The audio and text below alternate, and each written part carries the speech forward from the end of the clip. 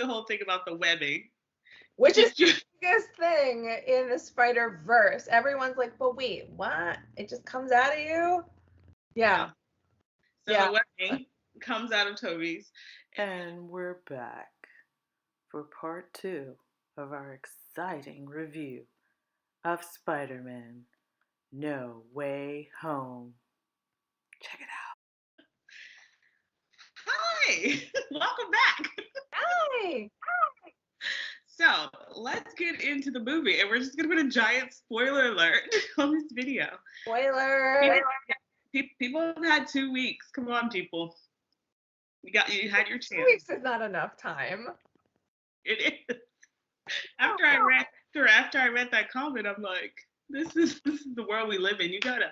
I know. Okay. It's like Woo. Okay. spoilers. Yes. Spoilers. I went into the movie and I had seen a trailer where I saw Dr. Octavius and I saw Jamie Foxx's character. I don't know what his name is. I just saw and it was like 1 second. Is it Electra? I don't even know. Yeah, Electro. So it was like that in the preview where I'm like, I think that was Jamie Foxx. And I'm like, oh, okay, so they're going to have bad guys. I honestly did not suspect that any more people were going to be in it. Really? No, not at all. Oh, okay. So from what I heard about the multiverse, this goes back to me not watching the animated movie. What is it? Spider-Verse? Multiverse? Oh, I haven't seen that one either. I have not seen it. It's, I will. But it's connected to these? I didn't know. It's in the same. Kind of. I mean, comic book aficionados can answer that question. I think once we watch the movie, we'll be able to. Tell us in the comments. Please do. So I had asked my brother, and I'm like, I don't get this. And I think I watched a trailer of it, and he kind of explained, like, what is the multiverse? What is the Spider-Verse? Whatever.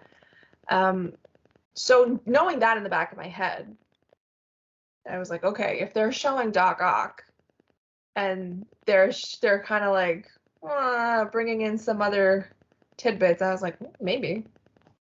And then, unfortunately, I did hear somebody or read something somewhere, and I was like, damn it.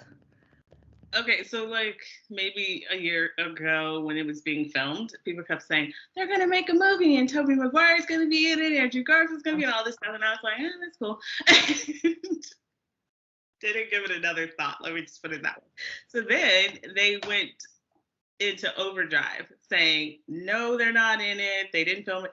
I've recently seen numerous interviews with Andrew Garfield saying, I wish I was in it, but I'm not. And I'm like, wow, he committed to this for a long time. But I hadn't before I saw the movie. And he swore that he wasn't in it. Wow, really? No, that I didn't know. But that I heard, so when I got back in the car, my friend actually said to me that, oh no, a photo of him actually leaked where he was in front of a blue screen or green screen, hanging or doing something. And I was like, oh, why do people do that? So that's also in one of his interviews, because somebody made a compilation video of all the times he denied being in it. And it's on YouTube, so go watch it. But there's him in the front of the blue screen, and he's like, there's a railing behind him, and it's definitely the scene from this movie.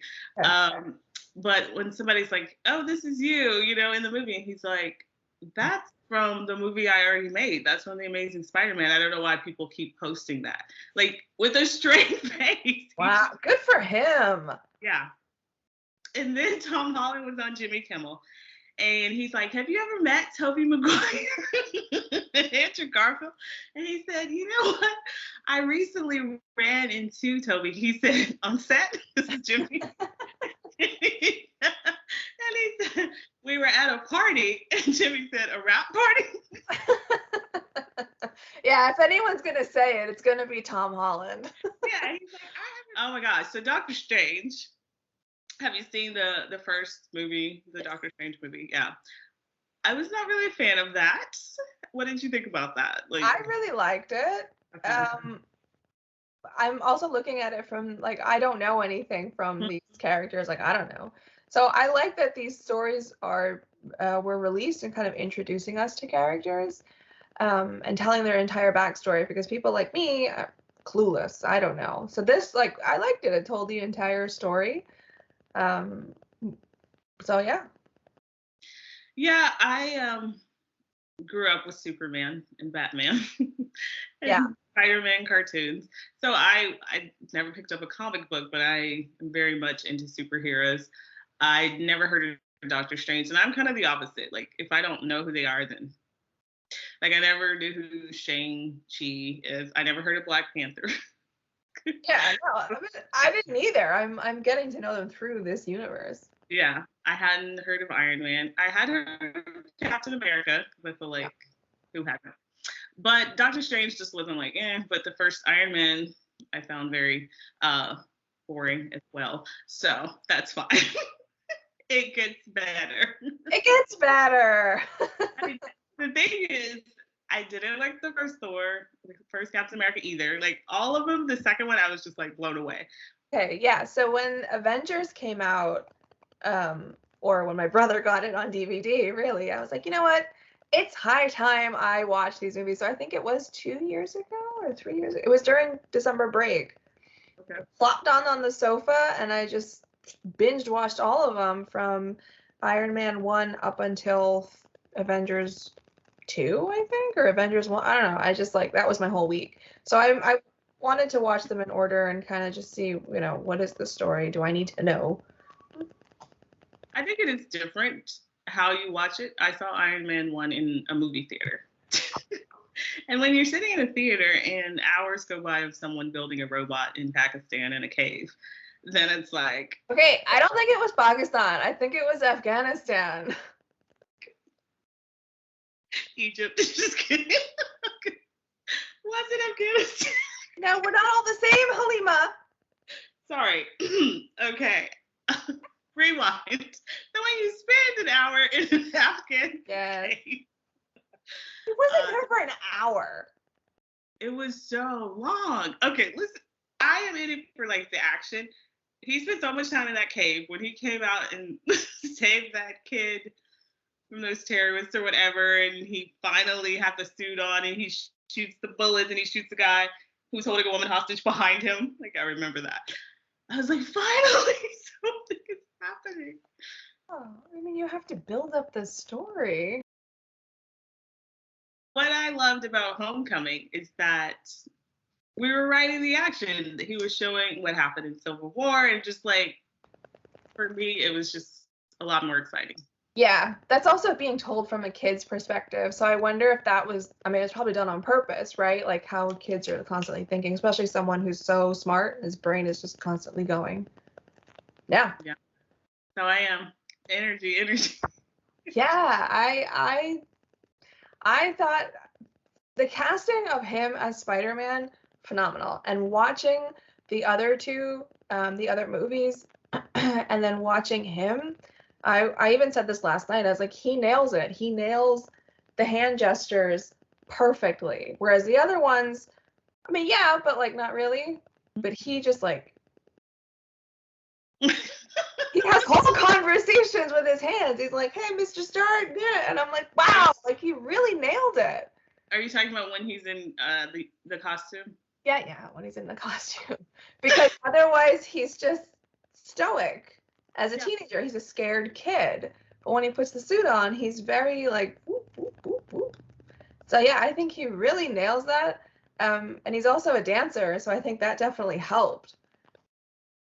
I saw Tom in an interview, Tom Holland, and he said that he over exaggerates everything when he has a mask on. He said if he was doing the things he was doing in the costume without a costume on, then people would be like, you're overacting, like it's too much. But he was saying that with that on, it looks great, you know. Yeah. Very aware of that. So, okay, back to the movie. So me sitting there, not knowing what was going to happen, and I was ready for the story, and I knew, you know, he had been exposed at the end of the other one by Jake Gyllenhaal. Yeah, sure. Mysterio, that was really cool. That whole, like, with the, what do you call it, with the drones, how they kept creating these different images, and everybody thought it was real. I'm sorry? Really? Okay. Okay, I thought about it because I knew this was gonna come up. Do you ever watch Gem as a child? The cartoon Gem and the holograms? I don't remember it. Okay, so this is a thought in my head I've had since then, since the 80s, is that if someone's putting up a hologram, you're not gonna know that it's like, you're not gonna feel like it's real. It's a hologram. Like, your costume isn't real. That's not real fabric. The way real fabric moves is very different than a projection. So I was kind of like, all right, you're stretching it a little bit. Maybe it's psychological warfare, fine. But I just thought, well, I don't know. I didn't particularly care for I don't care for the idea of holograms. Okay, but go ahead. Did you ever watch a show called Quantum Leap? No. Wow, that is my all-time favorite show. So I know the show, but no, I didn't watch it. So there's a hologram that appears to Sam, Okay. and only he can see it, and it tells him things and everything. The thing about these holograms in Spider-Man 2, Far From Home, is it's more than just that. These drones are creating the image. You're saying that people should be able to see through them or not touch them, or what are you saying? I'm saying that if you're standing in front of me, so Mysterio has, right, the holographic suit on. Mm-hmm. If I'm standing next to him, I should be able to tell that that is a computer-generated image and not an actual fabric. Without touching it? Yes. Yes. I can clearly see that there's something here versus a fake image.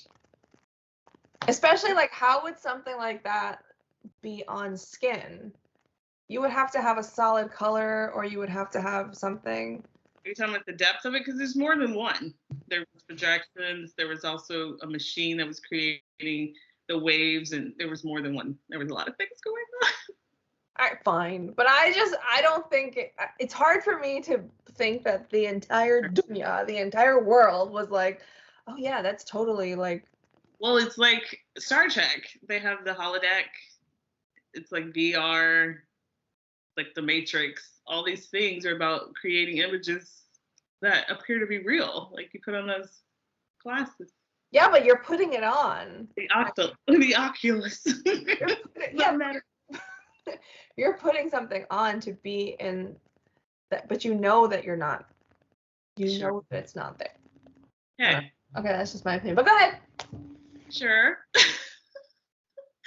So, okay, my whole point was, when I sat down, I was watching the movie and I was really into it, and then Ned, bless his heart, is like trying to do the Doctor Strange and open a portal, and then Peter starts coming through, Spider-Man. And I'm not kidding. Everyone in the theater, when he walks in, he takes off his things, Andrew Garfield, everyone screamed. Yeah, everyone in my theater started clapping. I started clapping. I was like, yeah. But did you know in that moment, did you feel that was the film? When I was watching it, I was like, oh, I bet you that's the part. Because I had heard, right? I had heard little rumblings that Tobey Maguire and Andrew Garfield. So then I was kind of like, oh, I wonder if that's how they're going to do it. But even when it happened, I like squealed. I was like, yay! So then he's like, bye, Peter, bye, Peter. And then Tobey Maguire walks in. Yeah. Again, everybody was like, oh my God. It was like, I was like, this is so amazing to me. I don't know if it sounds cheesy or what, but I think it's amazing to be able to create that feeling where all these people are just so happy. I'm like, especially with a global pandemic, it's like you get 2.5 hours where you can just like be in a different world. So yeah, absolutely. And I loved that they did not de-age him.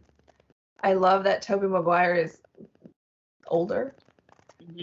Yeah, I really liked that, which I have a little like question about all of that, but we can get to, when we get to that part, I'll talk about it. So then there was the humor, which is what I love about Marvel movies. I absolutely loved their camaraderie and the way that they were bantering off of each other. I loved it. Yeah. When Andrew's Peter says, he's like, so are you just gonna go dressed as a youth minister? Yeah. And he's like, I have the suit under my clothes. Yeah. And then we started doing the whole thing about the webbing. Which is the biggest thing in the Spider-Verse. Everyone's like, but wait, what? It just comes out of you? Yeah. So the webbing comes out of Tobey's, and the other two are like, I created that in a lab, And then when they're all in the room, he's like, Peter. And they're like, what? All three of them. And he's like, no, Peter Parker. I love that he was like, Peter 1, Peter 2, and then he's like, yeah, I'm Peter 3, whatever, I'm third in line. I thought that was really great. And I'm like, no, but he's amazing. I know. Oh my God. Okay. So it's funny, yes. But also what I love about Marvel is that they have drama, they have action, they have comedy, all of it, in my opinion. Was there any part where you felt like emotional or you cried or anything like that? So the funny thing is that I have not taken my allergy pill that day. So like I had the mask on. So my eyes are tearing up about halfway through the movie. So I've just got tears streaming down my face. And then Marissa Tomei is my absolute favorite actress, period. There's no question in my mind that she's phenomenal. So when her scene happened, I mean, I was just like, well, I'm already crying, so I might as well just cry some more.